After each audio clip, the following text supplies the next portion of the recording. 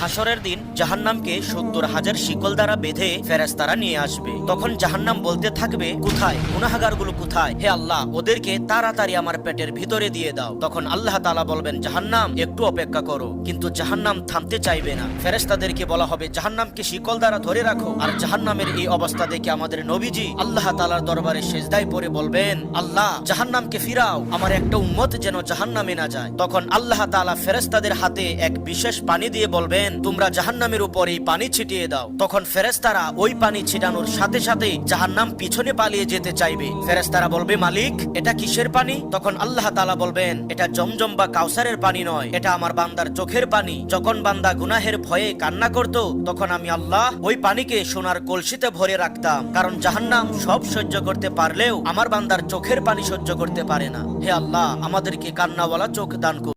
হাসরের দিন জাহান্নামকে ৭০,০০০ শিকল